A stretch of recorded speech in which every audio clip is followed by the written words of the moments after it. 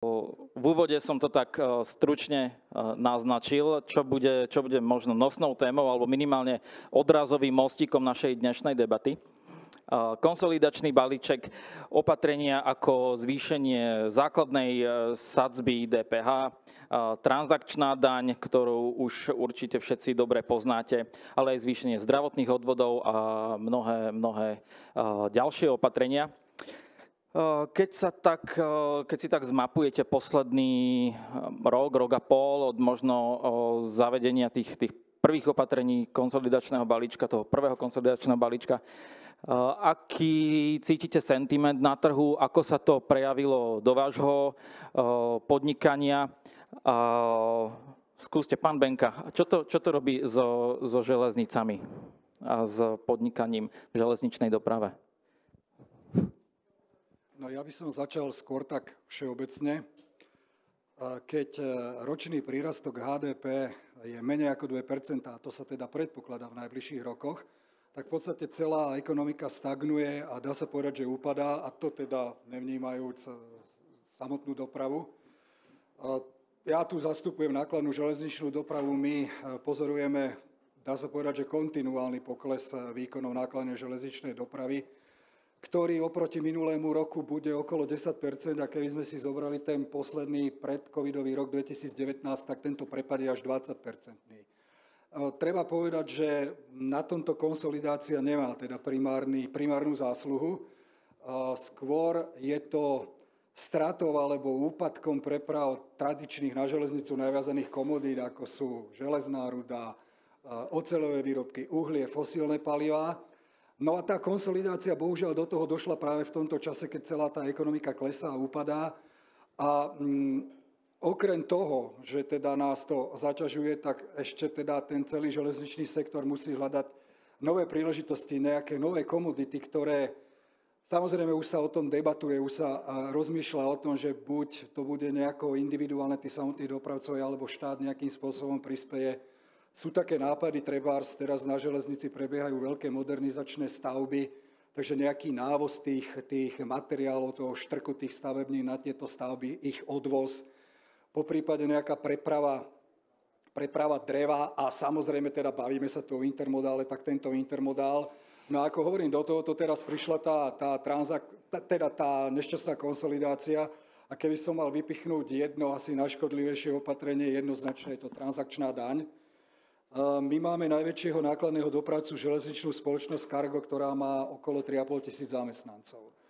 A len na posielanie výplat na ich účty Cargo má v tomto náklady 500 000 ročne. A potom si predstavme najväčšieho osobného dopravcu ZSSK, ktorá má okolo 5 500 zamestnancov, a následne najväčší, myslím, že druhý náš najväčší zamestnávateľ na Slovensku, manažér infraštruktúry Železnice Slovenskej republiky, ktoré majú okolo 12 000 zamestnancov. Takže pri týchto väčších podnikoch len to jedno jediné, asi fakt najškodlivejšie opatrenie, tá transakčná daň, jednoznačne tie náklady zvyšuje. A to teda nehovorím o tých odvodoch, o DPH a podobne. Transakčná daň je jednoznačne za nás najškodlivejšia.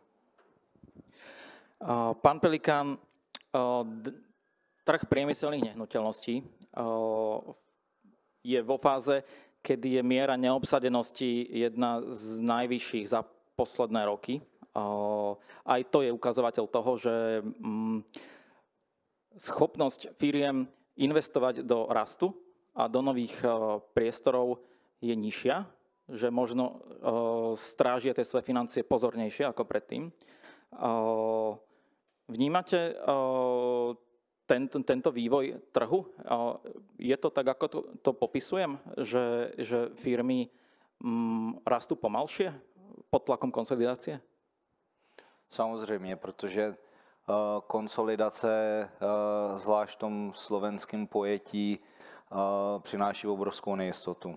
Jo, to znamená, nejistota se pak začne promítat do financování nových projektů, do modernizace, což je spojený samozřejmě s tím financováním, do náboru nových lidí v rámci stavebnictví, v rámci logistiky, čili do všech odvětví se to promítá bohužel negativně v podobě nejistoty. A ta nejistota bude přetrvávat do té doby, dokud Slovensko bude bojovat nebo víceméně mít vládu, jakou má, tak ta nejistota bude přetrvávat. My v minulém roce jsme to řešili z pohledu data center. Slovensko má vynikající infrastrukturu, je ochotno investovat i do přípojky elektrické energie, je schopno garantovat, ale takový ty velký hráči, takový ty opravdu ty největší celosvětoví řeknou ne, to je tier 2, respektive tier 3 lokalita. A vy máte tu infrastrukturu relativně mladou, připravenou, developři jsou ochotní do toho jít, zariskovat určitý peníze, protože to jsou nemalý peníze, pakliže chcete přitáhnout ty velký datacentra, tak je to v objemu 100 až 250 MW, který vy potřebujete garantovat těm hyperscalerům, ale kolabuje to na té nejistotě. Jo. Abych neustále jenom nežehral, tak ta nejistota momentálně asi neodpuzuje, ale neláká nový zahraniční investory, ale v naší hantýrce se ustálil výraz Slavic Capital, což jsou vlastně jakoby slovanský kapitál, který dneska je na trhu schopen plnohodnotně a taky to dělá nahradit ten zahraniční kapitál, čili v jednom, protože je znalý prostředí, Češi, Slováci, Poláci, Maďaři, všichni tyhle investoři z těch zemí střední Evropy, nakonec je i rakouský kapitál do určitý míry, znají prostředí, vědí, že to má nějaký úskalí a ten vlastně jakoby vyplňuje to vákuum, který tady vzniklo odlivem určitýho kapitálu, těch, který nemají odvahu a bojí se té nejistoty. A má tento Slavic Capital dostatočnú kapacitu na to, aby v plnej miere vyvážil klesajúci záujem vzdialenejších investorov? A druhá otázka, ak už si ten regionálny investor vyberá lokalitu, do akej miery je pre neho lákavé práve Slovensko v kontexte nášho regiónu v porovnaní napríklad s okolitými krajinami? Mení sa atraktivita Slovenska v tomto zmysle? Já si myslím, že ten středoevropský kapitál, který je hlavně generovaný i z České republiky, z Maďarska a Slovenska, tak je dostatečně silný na to, aby do určité míry nahradil. Já to nemám spočítaný, ale je to vidět, protože v momentě, kdy se pohybujeme na investičním trhu, tak vlastně víc než 50% nabídek, které dostáváme, tak jsou od investorů právě tady z tohohle regionu.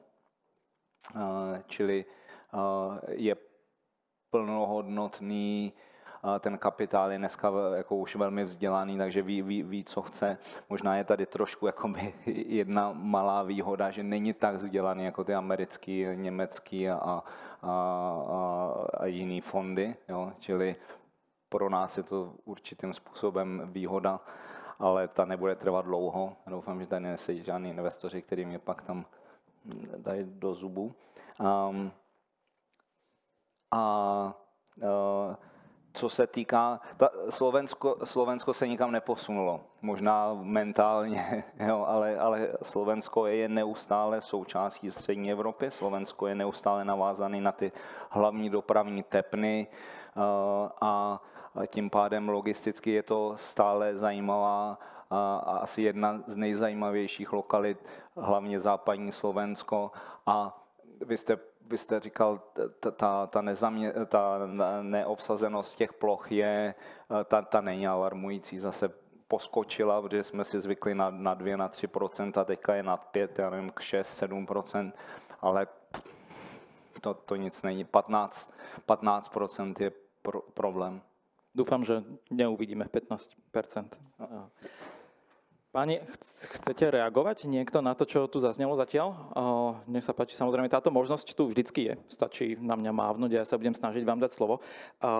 Ale skúsme sa pozrieť aj na konkrétne cestnú dopravu a cenotvorbu v tejto oblasti. Pretože ak rastú náklady dopravcom, logicky ich potrebujú nejakým spôsobom vykryť, potrebujú to reflektovať v cenách. Na druhej strane náklady rastú aj všetkým ostatným. Ochota pristúpiť na zvyšovanie cien na trhu, kto by chcel platiť viac. Pán Šidík, aká je vaša skúsenosť s tým, ako sa súčasná ekonomická situácia a kroky v rámci konsolidácie premietajú aj do cenotvorby v rámci cestnej dopravy?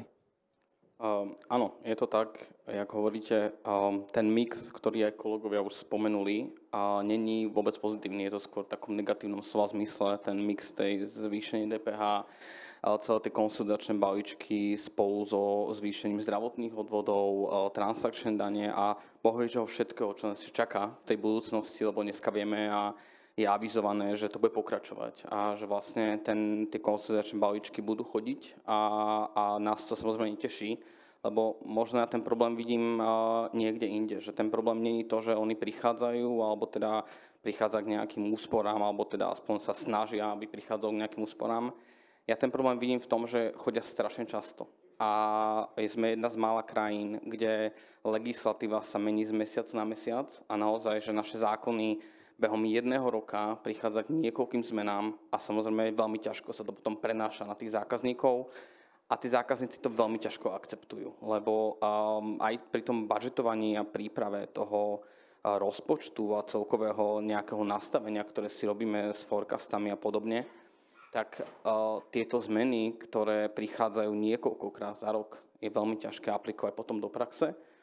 A samozrejme my hľadáme aj na našej strane všetky možnosti, akým spôsobom to na toho zákazníka preniesť tak, aby ho to čo najmenej bolelo, lebo samozrejme aj jemu je jasné, že nedokážeme my dlhodobo pokrývať nejaké straty alebo znížené marží, ale na strane druhej my sme veľmi konkurenčná krajina. To znamená, my to máme Poľsko, my to máme Rumunsko, my to máme blízko Srbsko, Maďarsko, kde tieto opatrenia nemajú, kde tá cena za kilometr je nižšia, kde vlastne je nižšie zdravotné odvody, nižšia DPH. Samozrejme o transakčnej dani ani radšej nehovorím. Tým pádom začínajú si vyhľadávať tí naši zákazníci nejaké alternatívy a tie alternatívy dneska majú. Takže ak my stále chceme byť konkurencieschopní a stále chceme im dať to, čo oni od nás požadujú, tak samozrejme musíme nejakú tých tých nákladov zobrať na seba a musíme to akceptovať bez toho, či sa nám to páči alebo nepáči, lebo inak by sme od tých zákazníkov prišli. Takže znižovanie marží a tým pádom aj pokles priestoru na nejaké budúce investície. Určite. To je ruka v ruke.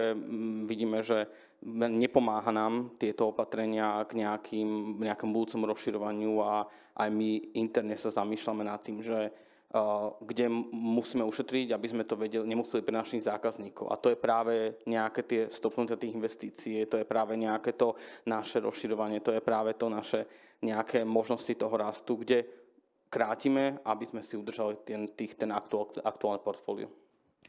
Pán Pavlíček, gro podnikania Antwelu v rámci dopravy je zatiaľ za hranicami v Česku, ale vstupom na slovenský trh ste začali flotilu svojich vozidiel ponúkať do prenajmu aj tu našim dopravcom. Ste už teda v kontakte so slovenskými dopravcami, viete nejakým spôsobom odčítať to nastavenie trhu, ten sentiment. S čím ste prišli do kontaktu? Akú spätnú väzbu dostávate vy? Dobrý den. Tak, já jenom ještě pro rychlé představení. My jsme vlastně společnost Ryze Česká. Antwell vznikla v roce 1998 jako dopravní společnost a po covidové pandemii a energetické vlastně krizi jsme rozjeli i podnikání v rámci pronájmu. Dneska máme zhruba nějakých 600 kusů techniky. Na Slovensko jsme vlastně vstupovali delší dobu, povedlo se nám to až letos v augustu. Přibrzdili jsme poměrně dost investic na slovenský trh právě v rámci konsolidačních balíčků, protože v rámci dopravy, co se týče, tak přenesení jenom DPH 3%, které se navýší, tak my jako dopravci okamžitě cítíme na pohonných hmotách, na náhradních dílech, na servisních poplatcích, administrativních poplatcích. Ty jsou tam okamžitě. Transakční daň, kterou tady na Slovensku máte, je opravdu, bych řekl, zabíjející. A co se týče vlastně teď navýšení zdravotních pojišťoven, který vlastně musíte proplácet, tak v rámci řidičů, kteří jsou dneska na trhu nedostatkoví, tak šáhnout jim jakkoliv na mzdu, či cokoliv jim snížit, by bylo vlastně devastující v rámci dopravy. Takže jsme zvolili teď na Slovensku pouze pronájem. Pomáháme tím poměrně dost i slovenským dopravcům, kde tu negativitu vnímáme a cítíme. Rozdíl vlastně i mezi Českou a Slovenskou republikou jsou i u vás vlastně odpisy, kde odpisujete zhruba 6 let, my odpisujeme 5 let tu techniku. Vstoupili jsme sem, aby jsme vám mohli nabídnout tu techniku na pronájem od 1 měsíce až po dlouhou dobu. Záleží, abyste nebyli vlastně, když to řeknu, vázaný na ty zakázky, kde neplánovaně vznikají nový a nový konsolidační balíčky, abyste dokázali vlastně, nebo i dopravci dokázali rychlejc proplouvat tady těma změnami a neměli vlastně ty velký zátěže na sobě, což jsou ty úvěry a leasingy. Takže to byl hlavní jakoby cíl sem vstoupit, zároveň pak i s tou dopravou, což se nám nepovedlo v rámci právě tady těch konsolidací. Jinak cítíme vlastně pořád ještě silnou aktivitu těch dopravců, mají chuť tady dělat, pracovat, ale jak tady říkali kolega z Helmanu, co se týče mezinárodní dopravy, je to opravdu problém, protože my jako český dopravce tyhle náklady nemáme, jsme schopní vozit vlastně ze Slovenska do Čech, polský dopravci to samý, takže určitě jako konkurence slovenského dopravce v rámci mezinárodní dopravy je alarmující. Jo. My jako Češi s tím těžko něco uděláme, jak s tím budete bojovat vy, držím palce, to jako asi nic jiného nemůžu říct a doufám, že se to změní teda, protože to pozitivno tady rozhodně je, potenciál tady taky je, to vnímáme všichni, ale na nás to není. Pán Sučka, Transportly je platforma, ktorá prepája nákupcov s dopravcami, umožňuje hľadať na trhu práve tie výhodnejšie ponuky.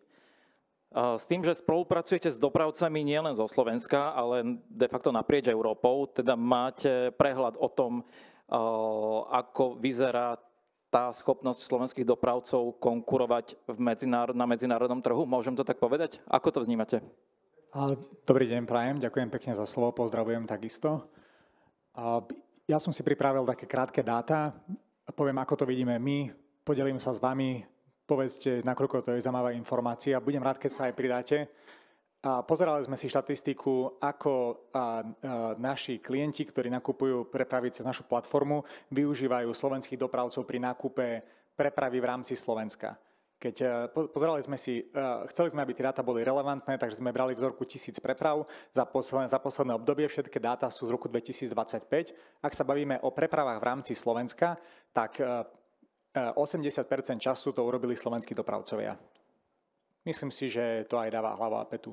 Potom sme sa pozerali na import a na export zo Slovenska, takže čo sme zistili je, že keď sa bavíme o transportoch zo Slovenska vonku, tak 50% preprav je realizovaných slovenskými dopravcami. To znamená, že každá druhá preprava, ktorá ide vonku zo Slovenska skrze našu platformu, samozrejme to nie je...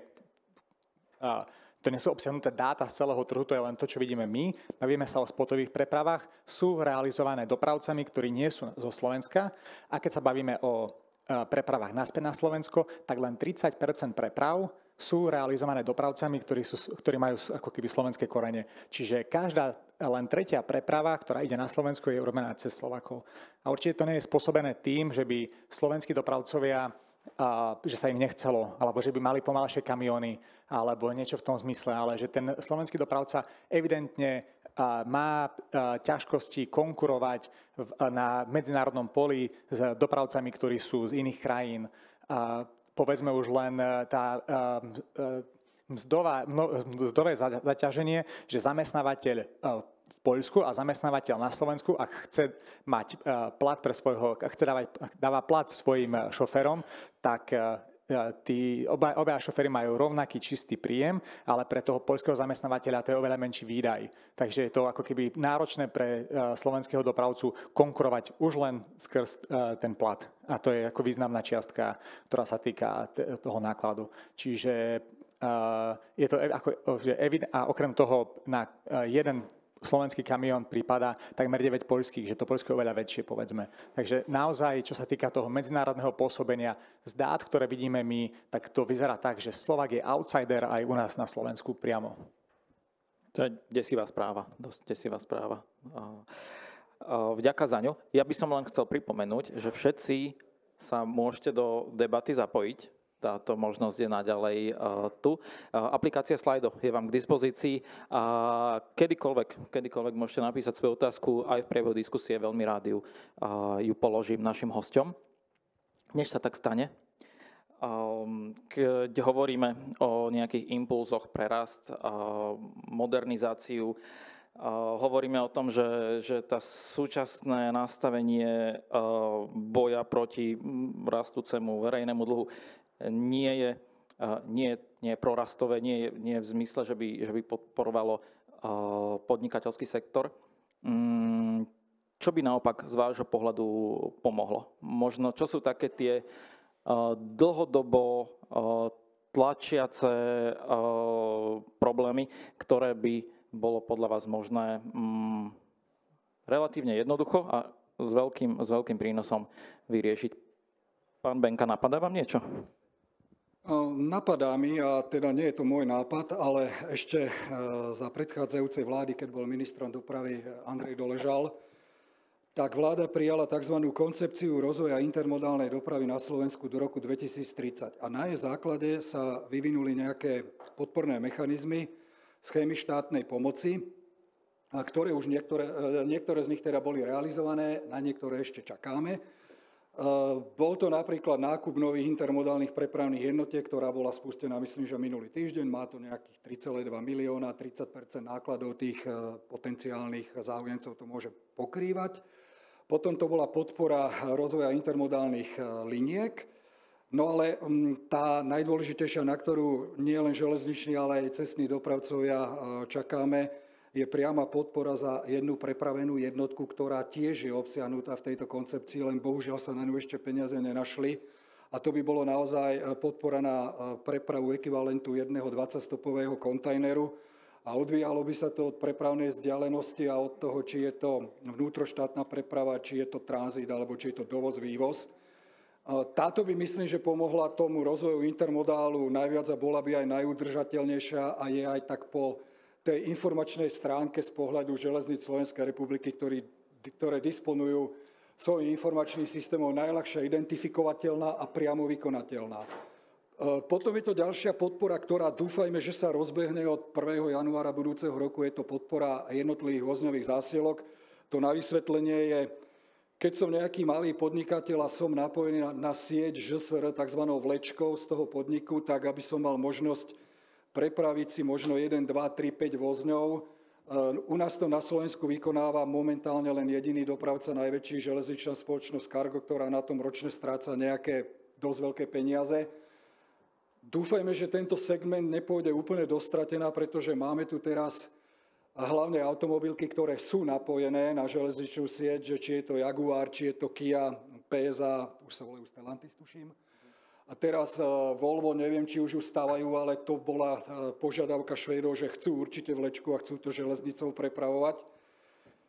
Dúfajme, že baterkáreň Šurany bude napojená na železnicu a toto my už dlhodobo apelujeme aj na vládu a na všetkých predstaviteľov našich štátnych, že teda keď sa tu takýto nejaký veľký podnik stavia a nie je nejak veľká prekážka vo vzdialenosti od tej železnice, aby tá vlečka existovala. Či už Otázka financovania, samozrejme, že aká bude účasť toho podniku, aká bude účasť štátu na tom financovaní, ale toto nám teda zmysel dáva, takže to sú tie priame dotácie. A ja som povedal, že prvá najdôležitejšia vec je jednoznačne kvalita infraštruktúry, pretože tak asi aj každý z nás je občas cestujúci, ja dochádzam denne z Trnavy do Bratislavy vlakmi a vidíte hlavne v poslednej dobe, ako to vyzerá, na jednej strane naozaj sa modernizuje, v poslednej dobe dosť výrazne. Na druhej strane, bohužiaľ, bude to trvať ešte roky a to meškanie aj tej nákladnej, aj tej osobnej dopravy je niekedy naozaj nepredvídateľné. No a musím sa trošičku aj posťažovať, čak robil som na železniciach Slovenskej republiky 31 rokov a to tempo tej výstavby tých našich tratí je, Češi to nazvali výborne, že tristný stav železničnej infraštruktúry. On sa trošku zlepšuje, no ale keď si vezmeme, že ten náš najslávnejší koridor, ktorý ani nezačína v Bratislave, ale začína až vo Svetom Juri. A po Žilinu je to 180 kilometrov, tak ho staviame 25 rokov. Začali sme v roku 2000, teraz by do 2 týždňov mal byť postavený úzol Žilina. Takže sme za 25 rokov postavili 180 kilometrov. A keď sa dostaneme do Košíc, to fakt nikto z nás netuší. Tak a keď nemáme tú infraštruktúru takú, akú by sme ju mali mať aspoň na takej úrovni, radi sa porovnávame s Čechmi, však sme štartovali v roku 1993 spoločne, takže oni nás už o 20 rokov predbehli. Tak čokoľvek, akýkoľvek rozvoj by sme tu predpokladali do blízkej aj tej vzdialenej budúcnosti, všetko sa to bohužiaľ odvíja od tej kvality infraštruktúry a hovorím, že 25 rokov to staviame po Žilinu. Všetci to už vedia, už to aj vrabce čvirikajú, že tuto na Slovensku všetky veľké modernizačné projekty začíname neskôr a prirodzene ich aj končíme neskôr. Veď napríklad ten úsek Devínska Nová Ves Kúty by mal byť podľa posledných správ, čo máme dokončený až v roku 2031 a keď sa to v nejakom roku 2016 alebo 2017 rozhodlo, že sa ide tento úsek modernizovať, tak bol predpoklad rok 2023. Takže už sme 2 roky mali jazdiť 160 z Devínskej do Kútova a vidíme, kde sme. Bohužiaľ. Nadviažem. Pán Pelikán, hovorí sa, že biznis chodí po diaľnici. Žiaľ, na Slovensku. Ako sme počuli, po koleniciach, po železničných tratiach to nie je také jednoduché. Ako je to na strane developerov a ich nájomcov, pokiaľ ide o železnicu? Je dopyt potom, aby boli moderné logistické parky napojené na železničnú infraštruktúru? Alebo je to naozaj o tom, že sa hľadajú na mape hlavne tie diaľničné privádzače? Drahé a nepružné. Takže v prípade, že by sa zlepšila kvalita železničnej infraštruktúry, zmenilo by sa z vášho pohľadu niečo? Já si myslím, že tuhle cestu... Já nejsem expert, no, ale myslím si, že tady bylo už několik jakoby v rámci celé Evropy snah oživit železnici, že jo. Já si pamatuju, je to tak zhruba 10 let, kdy testovali a teď nevím, jestli to bylo od kanálu La Manche, naložili kamion a jel do Marseille po železnici a teď měřili časy a peníze a vyšlo to prostě tak strašně draho, no, že zase to opustili, čili všechno zase teče po těch dálnicích. Tam se jedná o tu pružnost, ta dálnice přijede až k tomu skladu. No. My jsme tady měli... Kdyby tam byla vlečka, tak přijde i vlak, ne? No, já na Slovensku dělám od roku 2002 a prakticky, když jsem rozbíhal v roce 2002-2003 tady pro Logis, takže vlastně jsem stavěl Senec, dělal jsem Gáň, dělal jsem Nové Mesto nad Váhom, tak jsme v Senci měli, myslím, že to byl Whirlpool v Gáni, a ty po nás chtěli asi 70 000 metrů s vlečkou. My tam tu vlečku měli pro Tesco přivedenou. Tesco si ji nechalo přivést za velký peníze, všechno zaplatil a nikdy nepoužili. Ta vlečka je tam dodnes. A my jsme tím argumentovali tomu Whirlpoolu a vybrali si P3 Bratislavy, která neměla vlečku. Jo. Čili ta vlečka, ty vlaky nejsou určující. Jo, opravdu není to pružný. Jo, na tom se můžete, já si myslím, že se na tom můžete uvařit víc, než jako to vnímat jako výhodu. Jo. Já si myslím, že ta pružnost do budoucna toku zboží je s tím, jak potečou rychle data. Okay. Ne, jak budou rychle jezdit kamiony. OK.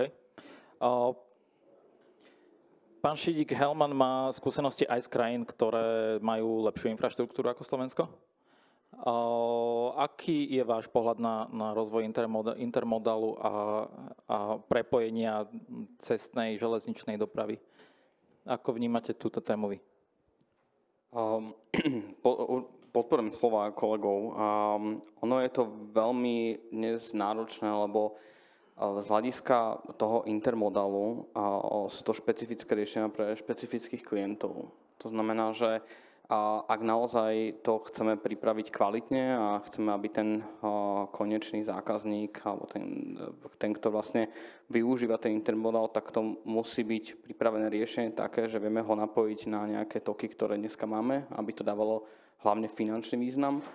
A tým pádom sa tam stretáme s tým, že buď to končí na tej cene, že neprichádza to, aj keď možno je to možno viac ekologickejšie alebo prináša to nejakú inú pridanú hodnotu, tak to končíme na tej cene.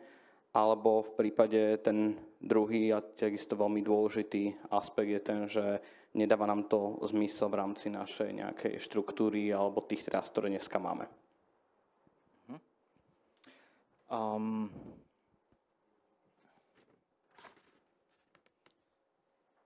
Ak hovoríme o železničnej doprave ako o spôsobe, to je napokon aj narratív Európskej komisie, ako ozeleniť prepravy, ako limitovať znečisťovanie ovzdušia a emisie CO2. Ale zároveň sme realisti a vidíme, že do veľkej miery tá preprava tovaru bude ešte prebiehať tou cestnou dopravou. Aj tam sú riešenia. Sú to napríklad alternatívne palivá, prípadne elektromobilita. Sú toto tie kroky, ktoré treba spraviť, podporiť výstavbu tohto typu infraštruktúry, aby sa nám podarilo naplniť dlhodobé ciele, ktoré sme si ako Európske spoločenstvo vytýčili. Pán Pavlíček, skúsili by ste? Tak já ještě děkuji za otázku, ale vrátím se tady ještě k železniční dopravě, protože my samozřejmě tím, že se snažíme být taky ekologičtí a jelikož jezdíme hlavně mezinárodní dopravu dálkovou ve 2 řidičích 22 000 kilometrů, tak tam moc alternativ není. Takže jsme zkusili vlastně před 2 lety koupit 70 návěsů intermodálních a začali jsme je nabízet zákazníkům. S českými dráhami, s ČD Cargo jsme jednali o tom, jaké jsou vlastně možnosti vůbec využít železnici z Čech, což potenciálně dá se, pokud si alokujete celý vlak se 40 vagónami a to směrem tam i zpět. Takže jako dokázat jako jeden dopravce, ne mezinárodní, ale když to řeknu jenom český a momentálně jsme se dostali lehce na Slovensko, tak jako alokovat si vlak se 40 vagóny je prostě absolutně mimo realitu. Takže pak jsme jednali s většími zákazníky a bohužel touhle cestou to vůbec z České republiky nešlo. Co se týče alternativního pohonu, řešíme vlastně, ať je to elektromobilita, kde dneska se to dá řešit samozřejmě lokálně, jsou to přepravy po vnitru, když to řeknu tak jakoby kolem komína. Tam máme spíš problém s tím, že zákazníci nejsou schopní toto zaplatit, my nejsme schopní to sanovat. Určitě tady máme velké hráči, kteří si, dejme tomu 1-2 ty tahače pořídí a vozí v tom lokálně buď potraviny nebo farmaceutiku. Jo, takže tam nějaký ten potenciál je, ale je to spíš jenom takový PR. Co se týká vlastně té dálkové dopravy, určitě tady jsou alternativy, je to HVO, který by zákazníci taky rádi použili, protože oni musí snižovat vlastně CO2 ve výrobě, ale ne každý chce akceptovat tu cenu. Třetí variantu, kterou jsme řešili, je vlastně LNG a je to taky jedna z možností, ale všechny ty vozidla vlastně mají problém s tím, kde se to všechno dá natankovat. máte tam někde přejezdy, musíte si buď alokovat nějaký místa a zase vám tam vznikají více náklady, který ne ten zákazník chce prostě uhradit. To o tej chýbajúcej infraštruktúre. Vraciame sa vlastne k tomu, že... Nech sa páči, Pamenka. Som bol za železničnú dopravu, áno, bola tu trošku načrtnutá téma elektromobility, tak železničná doprava je už teraz elektromobilná, trakčná elektrina, takže dá sa povedať, že naozaj že zelená doprava.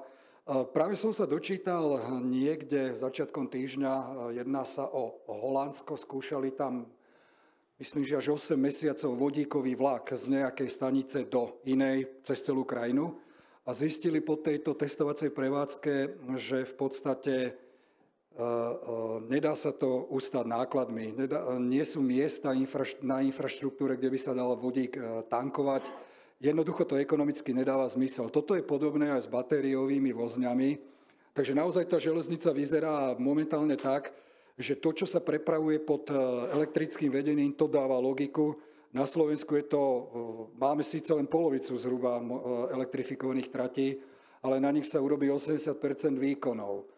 A 80% výkonov sa okrem iného na Slovensku prevezie aj po tých najvyťaženejších tratiach, čo sú Košice, Žilina, Bratislava a potom Kúty, Bratislava, Štúrovo. Takže hovorím, že ešte raz, že tej železničnej doprave vyskúšali to v iných krajinách a jediné, čo dáva zmysel, je skúšať tú elektrifikáciu tam, kde nie je a tam, kde je, čo najviac ju využívať.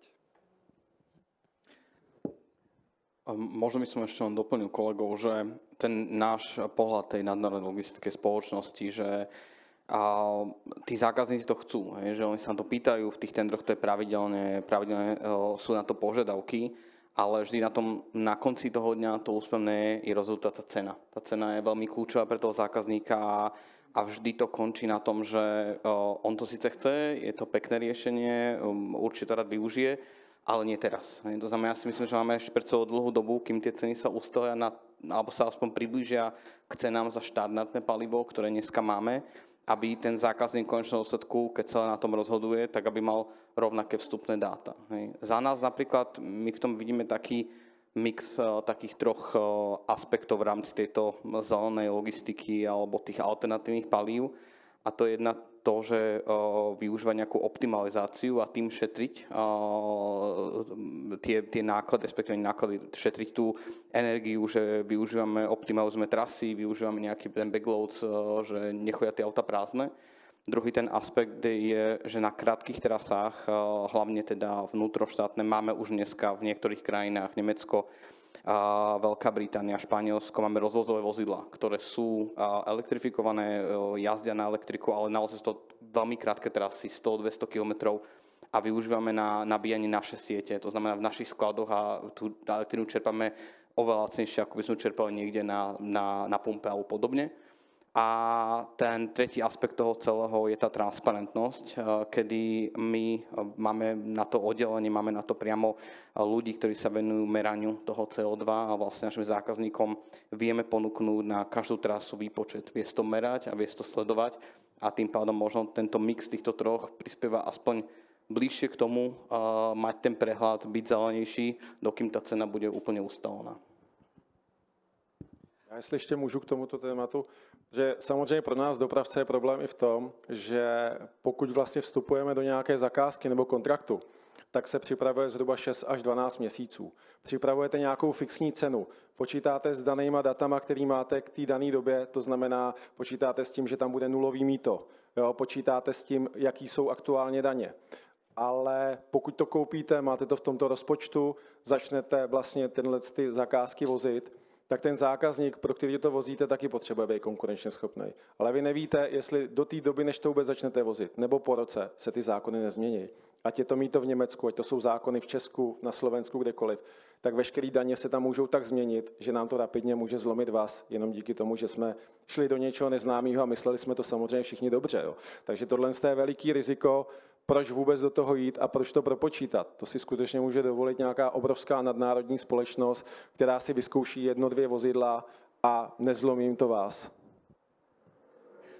Jedna vec sú náklady prevádzkové, druhá vec je, že firmy sú tlačené do hľadania zelených riešení aj legislatívou. Máme tu ESG, máme tu jednoducho aktívny politický tlak v rámci Európskej únie na zavádzanie európskych riešení.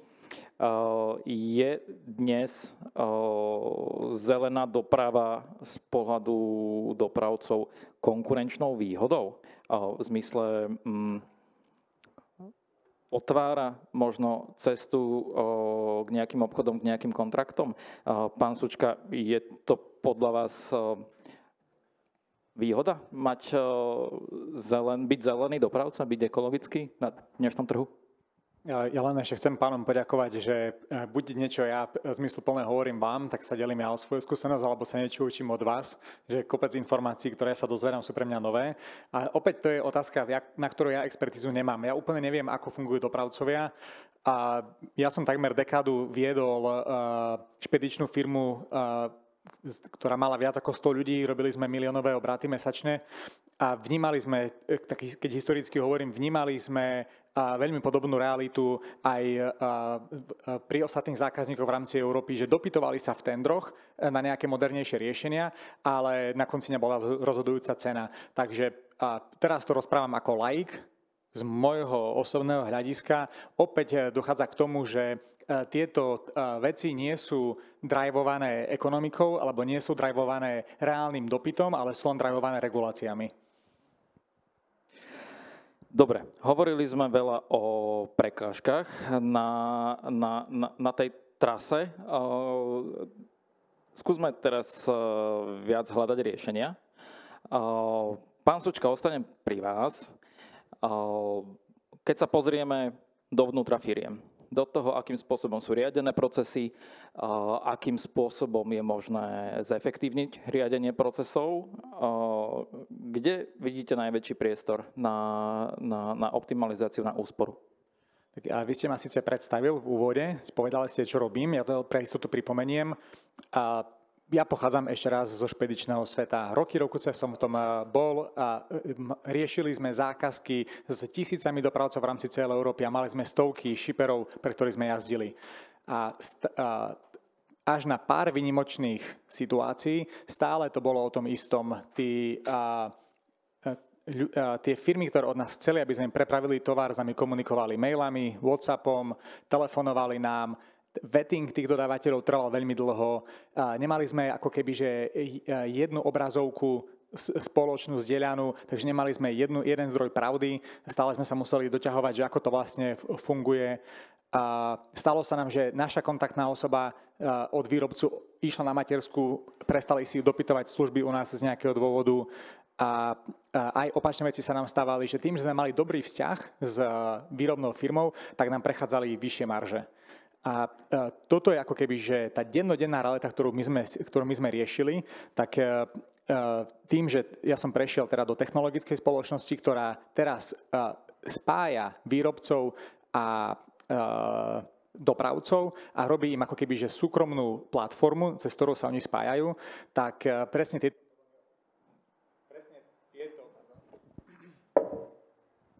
Ďakujem, dúfam, že to nebol signál žiaden od režie.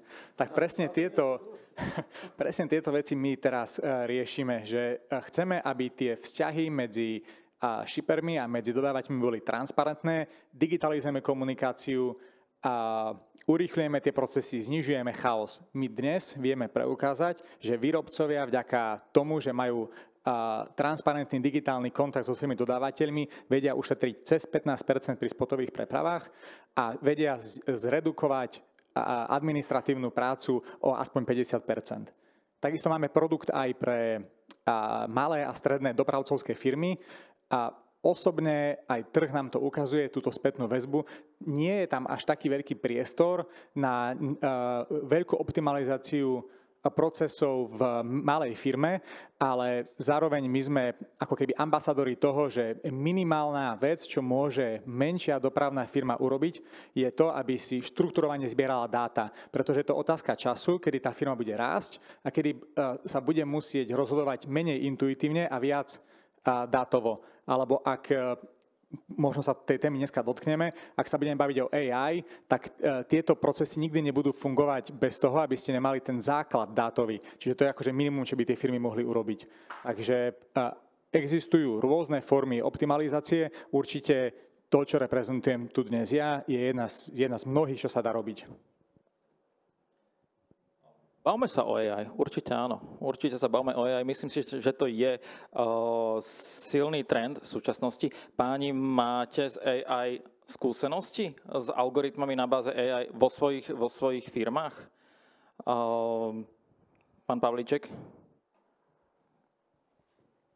Tak já, když to vezmu vlastně u nás, tak tím, že já jsem vystudoval strojírenskou technologii zaměřenou na IT už v roce 96 a dál, takže my jsme vlastně už s tímhletím pracovali po delší dobu.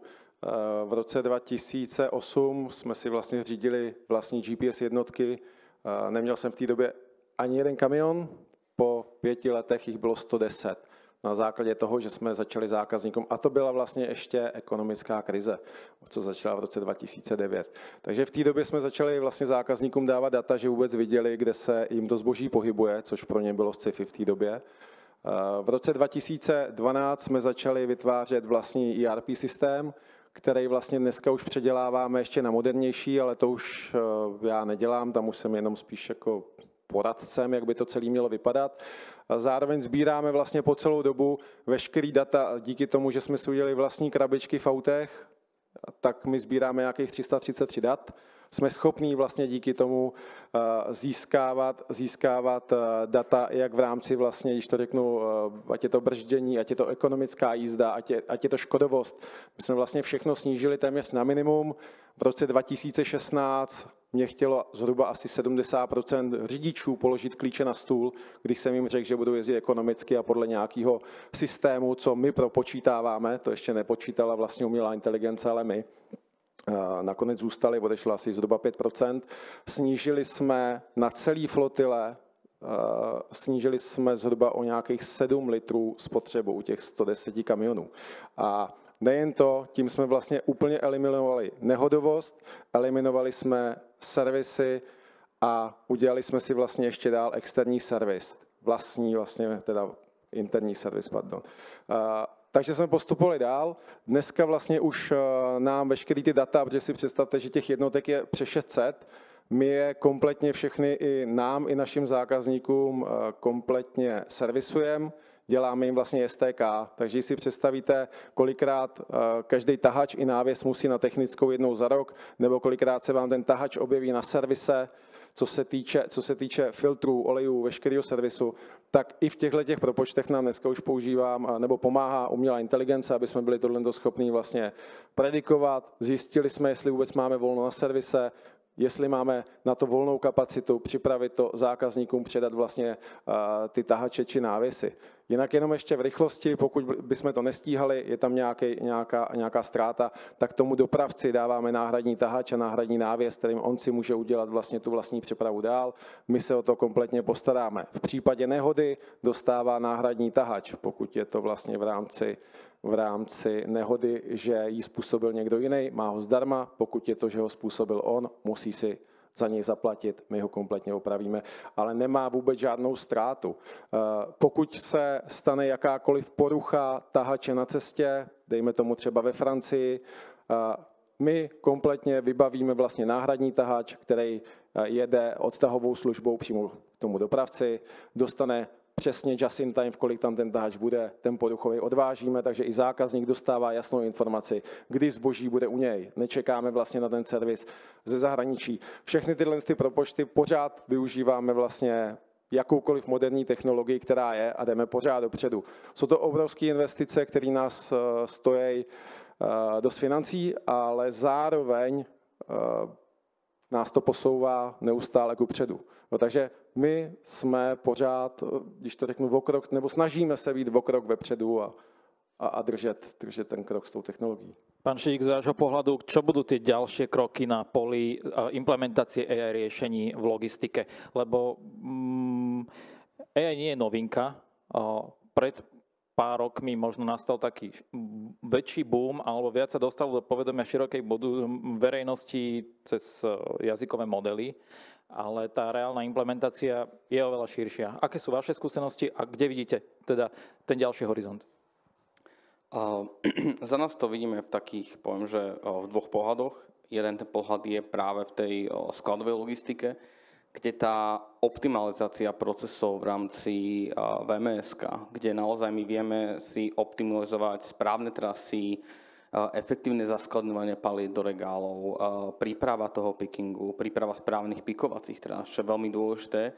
A samozrejme tieto všetky následky, ktoré vďaka tomu AI pozitívne následky máme, nám efektívne znižujú náklady. Lebo vlastne my dokážeme pracovať s menšími režimými nákladmi, my dokážeme pracovať s menším počtom ľudí, s vyššou efektivitou vďaka tomu, že máme správne optimalizované procesy práve na tých skladových jednotkách a na tej skladovej samotnej činnosti, ktorú vykonáme pre našich zákazníkov. Ten druhý aspekt by som videl práve v pohľade tej administratívy, kedy naozaj my dnes ako spoločnosť, ktorá má cez 250 pobočiek a naozaj operujeme v XY krajinách, tak tých faktúr, ktoré dnes príjmame, vydávame, sú naozaj množstva. A práve v tejto štandardnej administratívnej práci, ktorá doteraz bola vykonávaná práve tou ľudskou činnosťou, nám AI pomáha pri vyťažovaní tých faktúr, automatizácia vyťažovania do finančných systémov, do reportovacích systémov, kontrolingových systémov, kde prichádza naozaj k úsporám a efektivite toho celého procesu. Tým pádom dokážeme si lepšie regulovať náš cash flow, dokážeme lepšie a rýchlejšie platiť našim dodávateľom, a v konečnom dôsledku šetríme tie náklady, ktoré na tú administratívnu činnosť máme. Pán Benka, keď sa bavíme o AI, keď sa bavíme o železniciach na Slovensku, máme úseky, kde sú výhybky prehadzované ručne. Mám pocit, že keď hovoríme o AI, tak je to taký opačný extrém, že to ťažko spojiť do jednej otázky. Napriek tomu má podľa vás aj umelá inteligencia šancu prispieť k záchrane alebo k zlepšeniu zefektívneho využívania železničnej dopravy a k jej návratu zvýšeniu konkurencieschopnosti. Mám pocit, že v tej debate doteraz to bolo tak 4 proti 1. Aspoň ja sa snažím byť. Keď ste túto otázku položili, tak hovorím si, tak teraz mám voľno, k tomu sa fakt nedá nič, ale niečo mi napadlo. Neviem, že či som to vám spomínal, alebo niekomu tu z publika, že v podstate nákladní aj osobní dopravcovia, ktorí jazdia na sieti ŽSR, sú v takej zaujímavej paradoxnej situácii ohľadom spotreby elektrickej energie. Do troleja, keď to tak poviem laicky, púšťajú prúd Železnice Slovenskej republiky, ktoré ju nakupujú od svojho dodávateľa. Väčšina rušňov moderných má merače elektriny, lenže to sa zatiaľ na Slovensku nepoužíva, čiže ako môj kolega hovorí, nie úplne presne, ale trošku pravdu má, že sa to rozrátava ako keby takej záhradkárskej osade. Ale keď raz k tomu príde, teraz sa to rozrátáva nejakými koeficientami podľa hmotnosti toho vlaku a prejdenej vzdialenosti. A tak vymysleli asi najlepšie, čo sa dalo a takto sa to nejako ráta. Viem si predstaviť, že keby sa to začalo merať naozaj už meračmi a prichádzali by tie údaje z toho rušňa do systému železníc Slovenskej republiky presné, tak by došlo možno paradoxne k takej situácii, že by vyúčtovali ešte viac, ako sa účtuje teraz, a to preto, že keď je teraz toľko tratí rozostávaných a ten nákladný vlak, ktorý častokrát váži 2100 tón a zastavuje, rozbieha sa, znova zastavuje, brzdí rekuperáciou, vytvára elektrínu, ktorú vracia naspäť, ale nikto mu to v podstate nezaplatí. Tak viem si možno predstaviť, že keď by k tomuto prichádzalo, že by to niekedy mohlo byť častokrát aj drahšie ako týmto náhodným rozrátávaním, že by tá umelá inteligencia zasiahla do toho v podstate procesu vedenia toho vlaku rušňovodičom, že by ho dokázala v tomto nejako vycvičiť alebo chcem povedať poučiť, ale v podstate naviesť na tú správnu jazdu, pretože väčšina tohoto, čo hovorím, je zapričená zo strany ŽSR, ale dokáže to aj ten rušňovodič ovplyvniť svojou jazdou. No myslel som si, že nebudem k tomu povedať, že nepoviem k tomu nič. Toto mi jediné napadá, možno, že by to mohlo byť aj naozaj zmysluplné. Možno ste niekomu dali podnikateľskú inšpiráciu, možno budúci rok v prípadovej štúdii uvidíme niečo podobné, dúfam. Páni, ja by som s vami veľmi rád diskutoval ešte minimálne ďalšiu hodinu. Bolo by o čom a je to veľmi pútavá debata. Dúfam, že to vnímate rovnako. Žiaľ, náš čas sa neúprostne priblížil k nule. Mne tu svieti červené, že tam čas vypršal. Napriek tomu ja ešte by som to uzavrel jedným kolom otázok. Jednej spoločnej otázky. Začali sme tak negatívne, pesimisticky o výzvach, o tom, čo všetko dusí to podnikanie na Slovensku a skomplikuje nám život. Vy, keď sa ráno zobudíte a hľadáte ten záblesk optimizmu a ten slnečný lúč, čo ním je? Čo je to, čo vám pri pohľade do budúcnosti dodáva optimizmus, dodáva chuť a zabojovať a dosiahnuť niečo lepšie. Myslím si, že pán Pavlíček, môžeme začať od vás postupne ku mne. Tak za mě to jsou lidi. Lidi, kteří vlastně v té dopravě a v logistice dělají. Ať to jsou řidiči, dispečeři, mechanici. Když vidím, co dokazujou každý den, co se děje na silnici, co se vlastně vůbec jako na tom našem trhu děje, tak pro mě to jsou určitě lidi. Druhá věc, jsou to mladí ještě lidi, protože my samozřejmě máme nějaké zkušenosti, ale když vidím ty mladí, kteří k nám přicházejí, mají tu vizi, mají sílu a rozumějí těm novým technologiím a chtějí nám to dát, tak za to jsem taky vděčný. Takže za to já rád stávám a těším se na to. Děkuju. Pán Pelikán, nech sa páči. A do mikrofonu. Já vím. My nadáváme vždycky na to, jak ta Evropa, Evropská unie, že jsme hrozně nepružní, ale já nevím, kdo má zkušenosti s pracovním trhem v Americe, tak nevím, jestli by se chtěl nechat zaměstnat v Americe a chtěl tam požívat ty v úvozovkách benefity, který ten trh skýtá.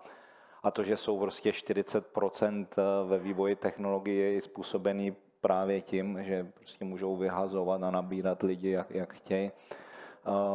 Čína nám je předhazovaná, jak je fantasticky jako napřed a to, ale je tam vláda jedné strany, no, tak nevím, jestli bychom chtěli žít to. Čili buďme rádi za to, že jsme v Evropě, že jsme v Evropské unii, že jsme součástí NATO. To je to, co mě zvedá z postele a nechá mě žít relativně v klidu. No.